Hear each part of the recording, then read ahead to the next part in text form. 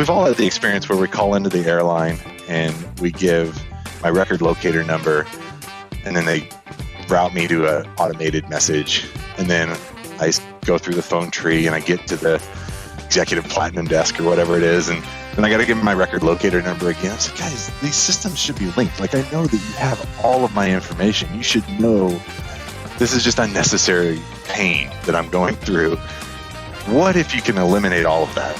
And as we're gathering this data from our customer base, from our prospects, just have a rifle shot that hits the target every time.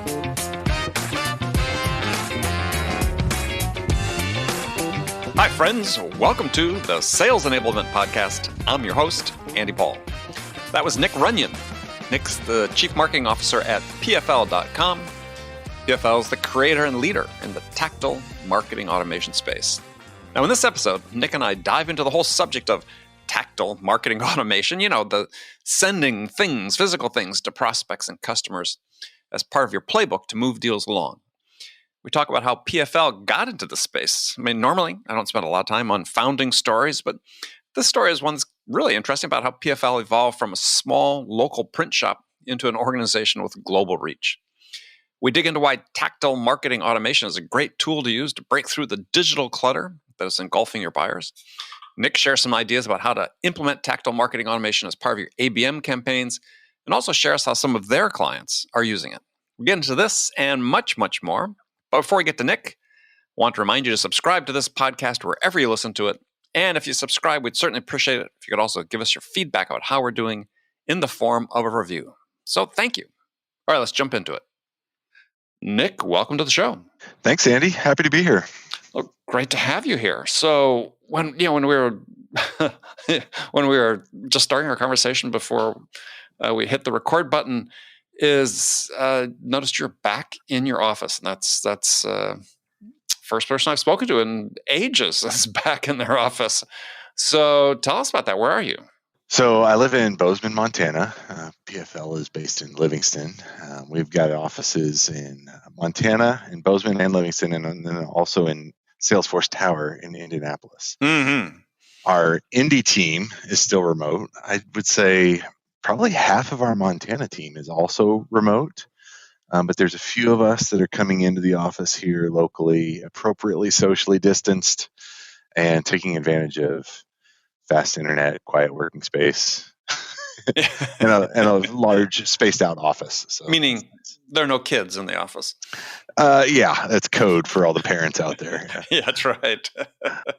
Yesterday was the first day of school for my kids. We've got a new high schooler, a new 8th grader, and then we've got a bunch of kids at my house. And I took a customer call from the garage and was immediately ridiculed since I didn't put my virtual background up. So. Oh. Actually, I'm not a big fan of the virtual background. So this is reality, right? So just show reality. What's wrong with that? Yeah. Dog barks and whatever. Yeah. Well, we also have dogs in our office here. Being Montana, it's very dog friendly, so we might get some dogs barking here today too, even though I'm back in the office. No problem at all. Well, let me just ask this question. So, what do you think is the biggest lesson you learned about yourself during the pandemic? The importance of good, clear communication, and I think that our team, I really have to praise our team. They've done an incredible job. People were optimistic from the beginning, kind of we're gonna tackle this, we're gonna get through it, and we set some frameworks early on about like expectations around communication. And I gotta say, I feel like we might be doing better now than we were before. As strange as that sounds. Well, I think some companies second that. I mean, there are times we feel that way too. I mean, it's but I'm not sure it's sustainable. But I mean, I agree. Everybody sort of has done this, but no one signed up for this. And so, I think for a lot of employees, work is meant to be a collective thing in one place. But we'll find out, how the situation allows it. And that communication that apply also, same lessons apply to your family. Yeah, it's different. So I mentioned we've got a bunch of kids. We have 5 kids, and Yeah. the age ranges go from 14. So you've got the oldest with all of the oldest child tendencies, which I share myself, down to a 4-year-old and they all deal with things like a global pandemic very differently. And anybody who's listening who has children in their life, I think, is going to relate to this. So I don't pretend that's anything new, but just in our own context, we're trying to understand, okay, if you're acting out, if you're asking these questions, like my daughter the other day asked, what if Santa Claus gets COVID? Do we have Whoa. Christmas? It's like, okay, Whoa. and we're months out, but in the 6-year-old mind, I mean, that's what earth shattering, Yeah. so Yeah, that's a big deal. That's a great question. Wow. Yeah. So what was the answer? Santa Claus is not going to get COVID, but I immediately started asking, like, well, how do you feel about things? Like, what are you worried about? And let's talk about it. Yeah. So everybody's carrying a weight. I think we've all felt that low level stress, months in. We're like, oh gosh, this is really having an impact that I didn't immediately recognize. And some of that adrenaline that got us through the beginning, it's starting to manifest in different ways. It's important to be aware of that. So. Well, I mean, your 6-year-old definitely has a strategic outlook on life, which, yeah, that's great. Yeah. I'm kind of wondering, it made me ask the question, like, what's my Santa Claus question, and what similar types of things are our employees going to be thinking and worried about that might Sure. not be verbalized, so, and then what can we do to really kind of pull that to the surface so that it can be dealt with? Yeah. Well, I think everybody's, confronting with the uncertainty about, hey, someone in the office, gets infected or tests positive or are we even going to go back to the office? Again, I think, I think the discussion is so sort of blindly assumes that this new normal is something that everyone is accepting as a good thing. And I don't buy it. I mean, I'm with you. Right? I mean, it's not what people signed up for. You come to work at a company that part of the attraction is being there with the people. Some people are perfectly fine. I've worked on my own for 20 years. That's, hey, worked remote, no problem. But, I also tell the story of hiring people to staff remote offices. And we had to spend a lot of time saying, can this person work independently? Mm-hmm. Whereas we've just assumed everybody can. Yeah. And we went to an immediate travel ban, like a lot of people. Yep. We went remote. Which is why I didn't do my bike trip in Montana. Yeah. But just 2 weeks ago, I flew back to Indianapolis and hosted a barbecue just for our team back there. Mm-hmm. We've all been remote, and some people didn't show up, which I completely respect. Right. Other people came, kept their masks on until we went outside. It was all outdoors and nice weather. But the thing that I was struck by was, I think, kind of the desire and just the different ways that people express the need for community, and just sharing a couple of pulled pork sandwiches and some beers in the backyard did a lot of people a lot of good, and I was happy to be a part of that. Yeah. I think when people are given the option, they feel safe, they're coming back. And in our company, I mean, the person who misses people the most is the CEO. I mean, that's so it's. But on the other hand, you got to be safe and do it wisely. And said you're in an environment in Montana where, the positivity rate is very different than, let's say, California. So, yeah. All right. So let's talk about, for people who aren't familiar with PFL. Tell us what you do. PFL is a marketing technology company. We build enterprise-grade software that leverages customer intent signals to automate direct mail. And we do this to provide really an incredible, remarkable multi-channel experience for prospects and customers. So give us an example. So an example is, with ABM strategies, or even I think lead gen. It applies as well. A lot of our customers are using it in that context, but there are certain signals, markers, indications that we can capture within a customer CRM, and we just leverage that data in order to provide one-to-one experiences. So I explained it the other day in this way. When I got married, my wife and I had zero money, but we saved as much as we could, and we took an amazing honeymoon in St. John, the Virgin Islands. Mm-hmm. It's more than I've ever paid for anything. Probably still, actually. But we showed up at the airport. Somebody met us with the sign, It's like, oh, this is a fun experience. Never had that before. They take us to the car. We don't touch the bags. We go to a boat dock. They take us on a boat, private boat. It was just us out to St. John. When we show up at the resort, there's a woman standing on the dock with a silver platter and lemon-scented towels to refresh us. They said, hello, Mr. and Mrs. Runyon. I was like, oh, that's interesting. Nobody's ever told me that before, Mm-hmm. And we go, and it's not a normal check-in. They are all prepared. They knew we were coming. They had everything arranged. So it was really just kind of taking us to our prepared room in a golf cart, and it was all highly customized.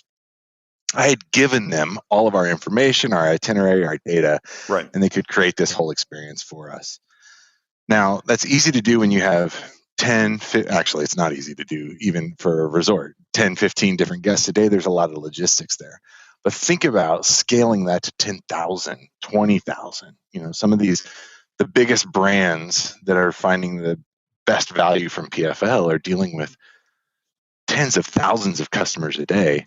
Providing that one-to-one experience is possible when you can register and understand the signals that your customers are putting off. Things like response rates to email sequences, activities on a website. Like, we can gather all this data and then put it to use to provide a personalized experience. That's what we do.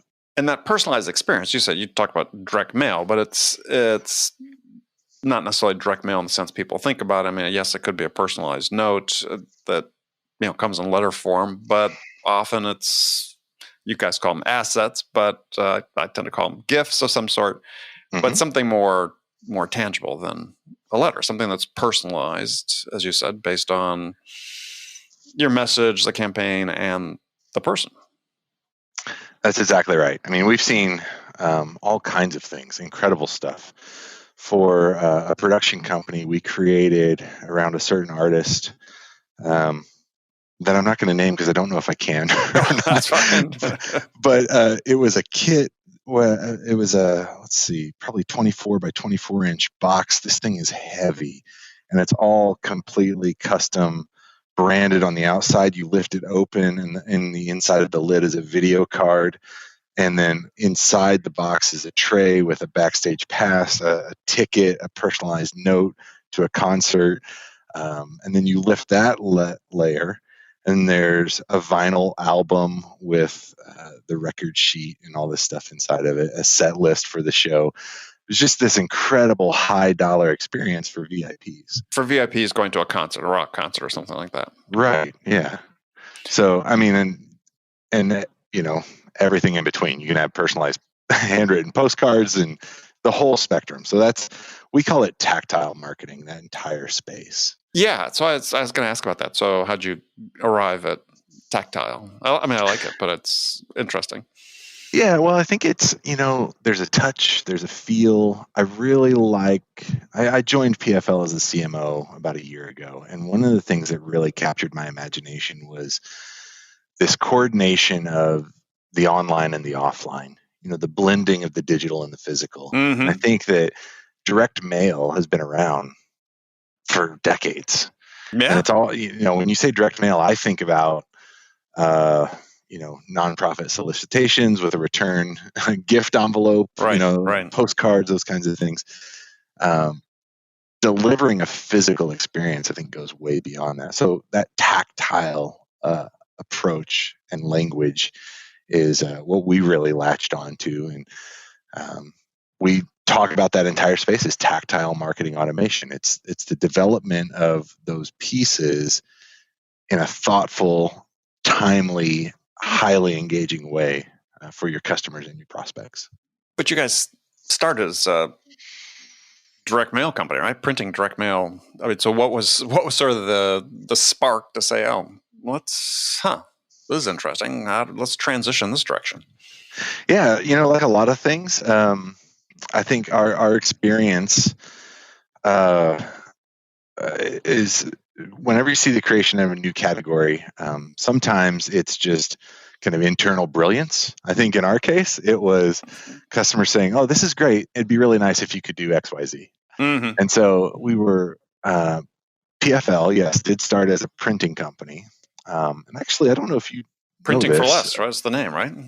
Yeah, and I was the head of marketing for Printing for Less up until 2008 before I left and did a bunch of other things. We moved all over the country, and then you came back.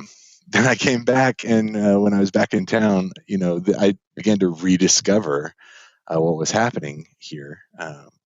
We were the first company to take commercial printing online and created that category. When I was here in the early 2000s, we were doing work with Adobe and Microsoft and those kinds of desktop publishing companies and getting digital files into print-ready PDFs. And that was kind of our big innovation. Right.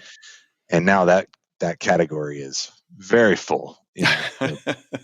multi-billion-dollar kind of industry. So it's rare to create a category once. It's even more rare to do it twice. And one of the things that Andrew, our CEO, and I began talking about was this whole concept of tactile marketing automation. It came about because we were doing some of these large print jobs for big customers, and we were leveraging data from their CRM and marketing automation platforms and building APIs and webhooks and this kind of thing. They said, well, it'd be really great if we could just kind of automate a lot of this. And we looked at it and said, yeah, I think that's possible. And nobody was doing it at that point.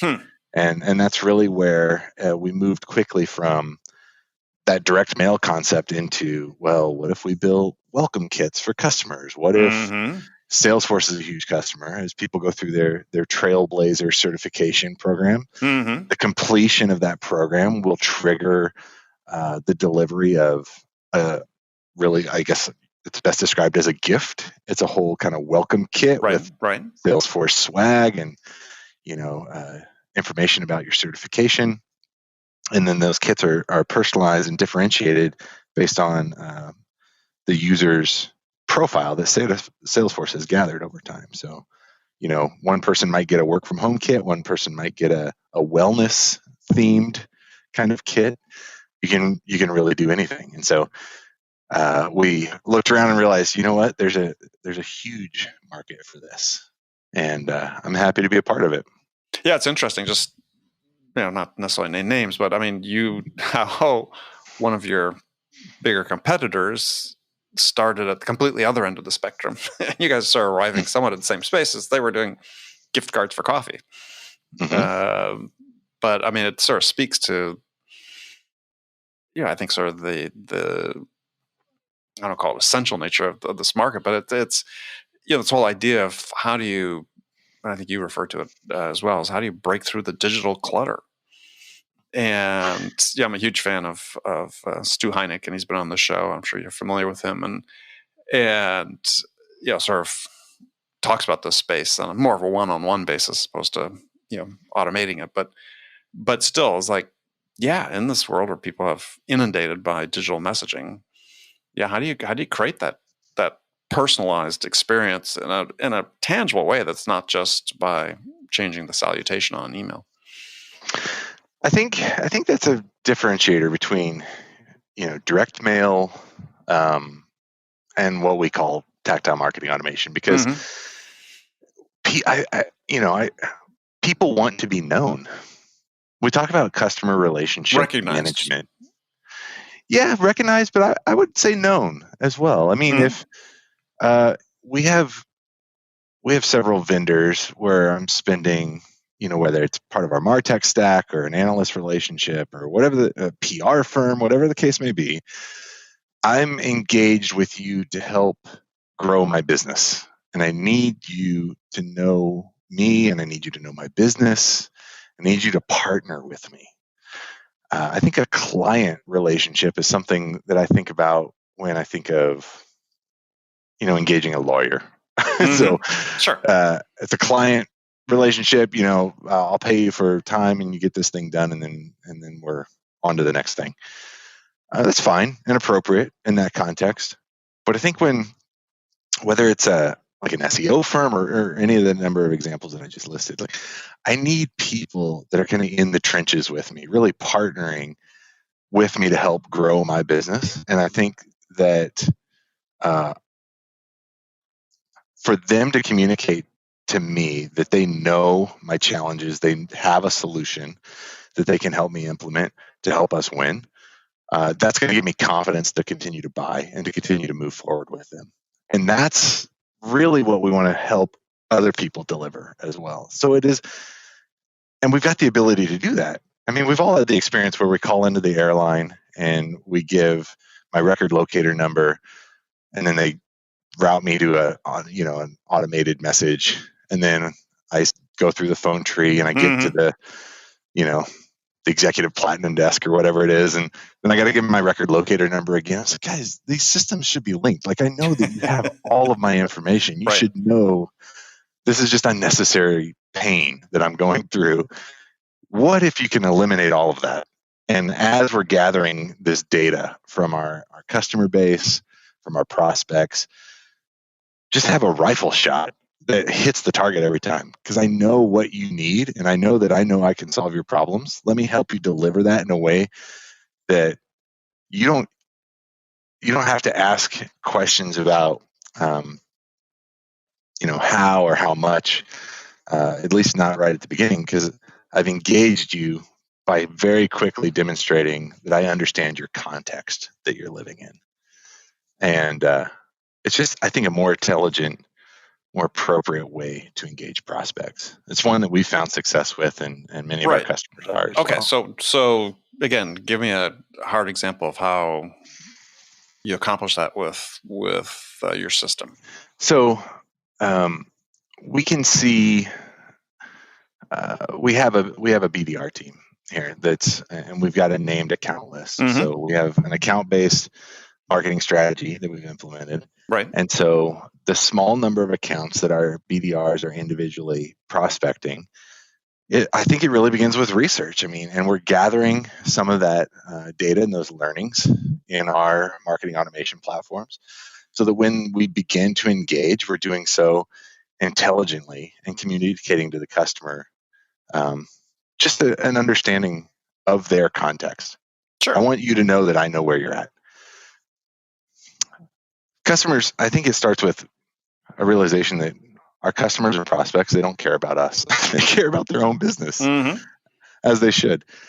And so if we can connect those dots quickly, then we have great success there. So as I see, Andy, and you're, a contact that's in an account that I'm working, and I understand kind of what your preferences are, what your challenges are, what you've been publishing. Like, I can gather some of this data to understand and start to build really kind of a business case for PFL, helping to move your business and your specific responsibilities forward within your organization.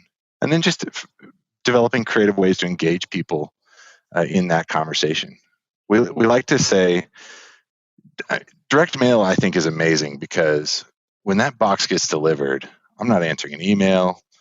I'm not doing anything. I've got the focus of unboxing this thing. I'm kind of wondering what's inside of it. And there's those moments in time that get created that, as a marketer, we can then take advantage of.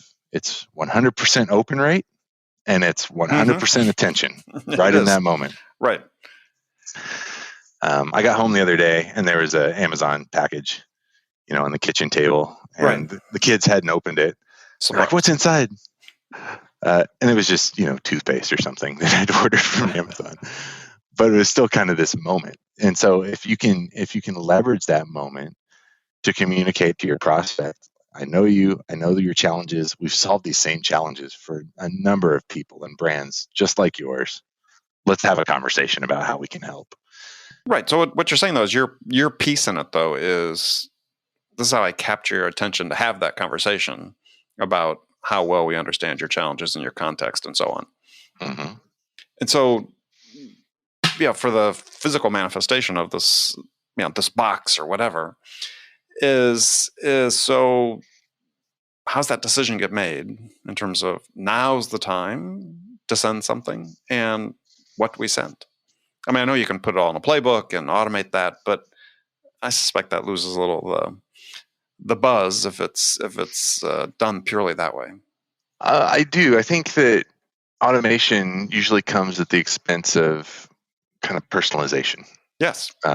And so you're right. It can be automated. We like to say that, nobody's ever bribed into taking a phone call because they've been given, a gift or whatever. Like what is in the box isn't necessarily the most important thing. It's the message that comes along with it and making that connection. Now, to your question, within our named accounts, what we see is we've got email automation, like email sequences. Right. And then as people are responding to those and you start to see some level of engagement, and like many people, we've crafted those to make them context appropriate, valuable information. Right. One of the things I did initially was just an audit of all of our stuff. It's like anything that's talking about us, people don't care about it, so like let's deliver value at every touch point. So as you start to see that engagement, then that does trigger a send within our BDR team. And then what PFL provides in that send is a timely delivery notification. So we're following up within 15 minutes of delivery with a phone call. We've got this true kind of multi-channel. Somebody's gone through a web experience. We've seen kind of what information, what maybe white papers or blog posts they've been viewing on our website. And then the send ties into that experience. We can have personalized, variable data printing that happens as the box is leaving the dock, and then that timely phone call puts it all together. And it's really just an opportunity to make it easy for a customer to explore how we might be able to help them solve some of their challenges. So are there certain things that you send that your data said, this thing in this box, if it's in this box, this converts at a higher rate to a conversation? Are there certain categories of things? Yeah, there are categories, and it's interesting because what I want to do really, I think, beginning this quarter, but certainly into 2021, is really kind of break down. I'm imagining that there's some type of tactile marketing matrix that exists, where you've got different stages of the buyer journey or customer journey, whichever the case may be, and different levels of engagement. They probably match up to certain kind of levels of responsibility. Yeah. So what we found, 3-dimensional matrix you have going on. Yes, go ahead. Yeah. So one of the things we found that is that really connects well right now is tech. And so if you've got a high value prospect, it's maybe an executive level at a big brand. Things we just sent out last week, a box with a Yeti microphone, like a ring light for your computer, and then some other kind of desktop things, because we'd seen that this particular contact had frankly a really poor setup when doing video calls and that type of stuff. So we were able to get something that's very personal and make a strong connection there. But that's and quasi risky at the same time. Yeah, well, since you're telling them they're deficient, but I think that's okay. And when I spoke with her the other day, she was like, "Now I'm a pro," So it did pay off. So that was good. But that might not make sense if. But who came up with that idea for that customer? Was it the BDR? Was it an account exec? Was it? That was personalized. I was interested in how that thought train evolved. I'll give credit where credit's due. I mean, that was actually Eva Jackson on our demand gen. She's our demand gen director. And I love some of the stuff that she comes up with. But some of our SAs come up with some incredible things. The BDR team, we're always collaborating. I really like the environment we have at PFL. Like everybody is capable and anybody is welcome to contribute. But it might not make sense to send such a high, dollar value to, say, an entire team of stakeholders if you're selling like cybersecurity software. Sure. We've got some customers that are cybersecurity, and so they're engaging like development teams. You might send something like that to the CTO, but you're not going to send that to everybody on the team. It just costs too much. Yeah. And so we found that at different stages, there's pretty incredible things that you can do with paper. We've got like some slide and reveal type of things. We've got a piece that's an infinity fold. So I still don't understand how this works, but you've got this multi-dimensional piece of paper that just keeps folding, and it's a really creative way to deliver a message, walk people through like a story concept, for example, as they unfold it, and it just keeps folding. And so what it becomes is kind of a leaving piece that I've seen it on calls where people have it on their desk and they're just playing with it, like that's great tactile brand experience. That's the marketing side of me starts to go with, if you're engaging with my brand like that on a regular basis, there's some affinity that we're gaining. But you also have the ability then to custom print on that piece for that account. Yeah, that's exactly right. Yeah. And even, yours can be different from somebody in your office who receives the same kind of piece. Mm-hmm. Yeah, it's really interesting because part of the reason I think that this whole area is so fascinating is that, one, it's a way to engage people, sort of maybe retain engagement with people. I think we get so fixated on sales being a process. I think people forget that sales is actually a series of moments that are strung together and not a continuous process. And yeah, it's one of the key factors, and behavioral economists have done work on this, like Daniel Kahneman and others, is that it's the impact of those moments that are most memorable, not necessarily the sum total of the whole process. So, he's got his whole theory of the peak end moments, and where people go through an experience, remember the peak event in that experience and the last event in that experience. Well, this gifting could be a peak event. I think you're right. And I think that every one of those touch points are an opportunity to either build or erode trust. Mm-hmm. Either deliver value or waste somebody's time. Oh, absolutely. You've read my book. And so, that's what we try to do that ourselves, but we also try to direct our customers to think about it in the same way. Yeah, I think that, again, is the thing that's so, to that point you were just making, is we live in a world where, by and large, especially in the tech side, products are easily copied. And so it's hard to create barriers to entry in new markets. People can get in because everything's software. It's can largely be done.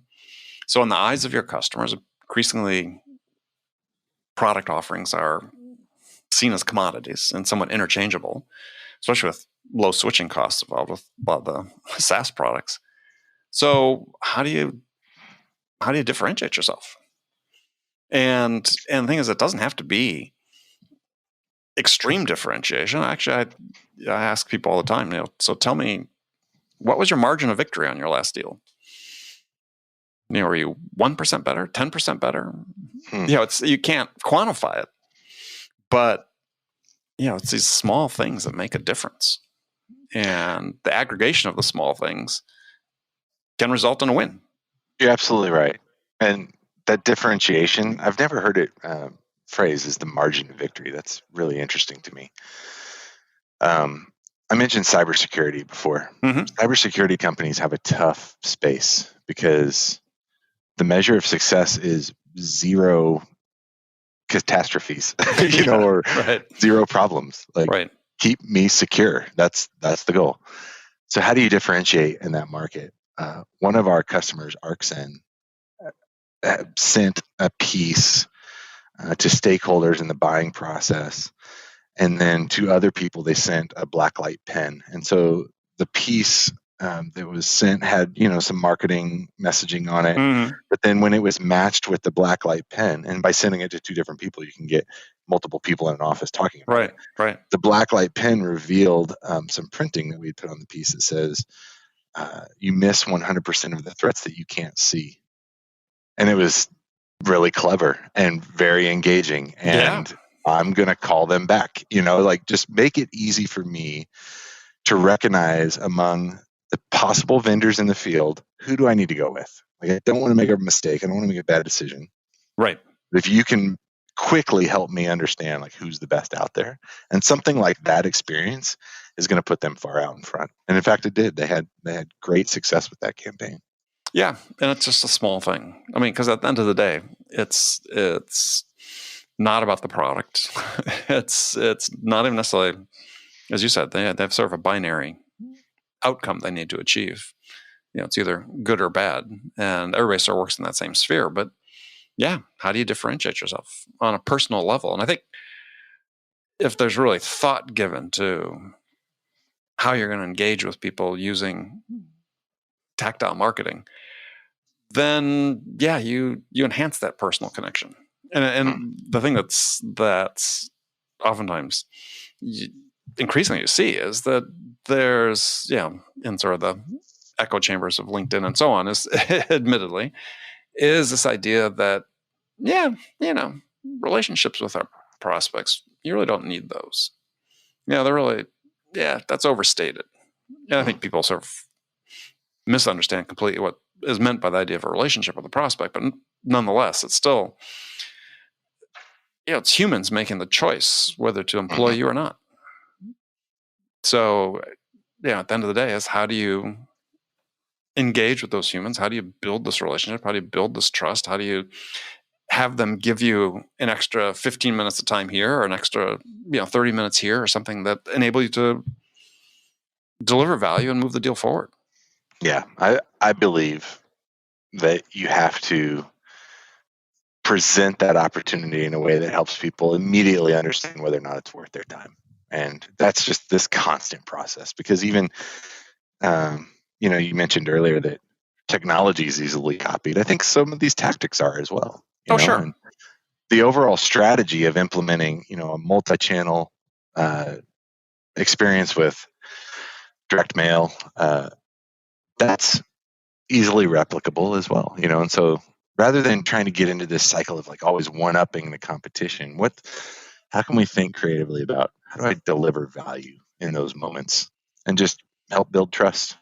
And then let's partner together, and that's probably overly simplistic. Well, no, but I think the simple is good. I think people need to think about these things in simple terms. And as I think about this whole category, and which I'm fascinated by and think is well worth people exploring, is they need to understand that when people have decisions to make in a corporate, like people on a team of stakeholders, is that decision is taken by each individual on two levels.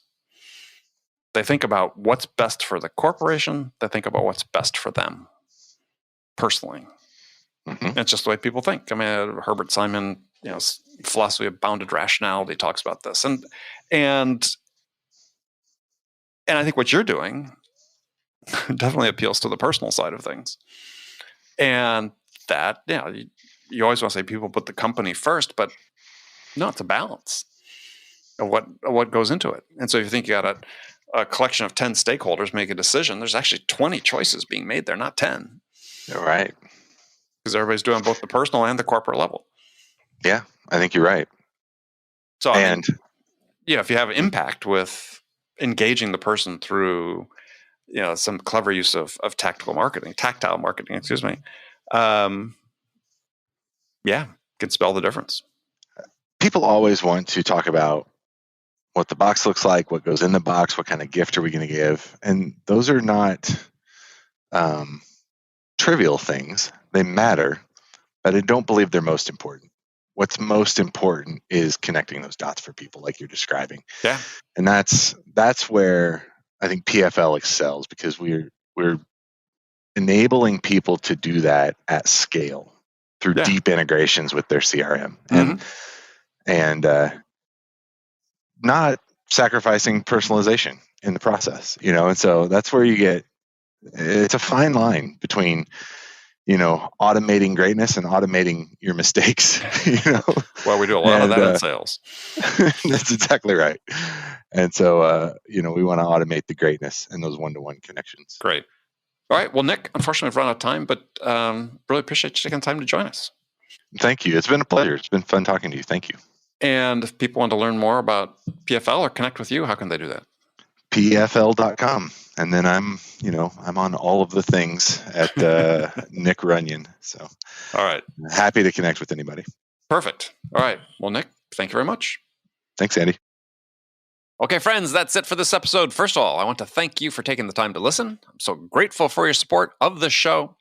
And I want to thank Nick Runyon for sharing his insights with us today. If you enjoyed this episode, please subscribe to this podcast, Sales Enablement, with Andy Paul on iTunes, Spotify, or wherever you listen to podcasts. If you could also leave us a rating or review, let us know how we're doing. We'd certainly appreciate it. You can do all that on your phone in less than a minute as soon as this podcast is over. So thank you so much for investing your time with me today. Until next time, I'm your host, Andy Paul. Good selling, everyone.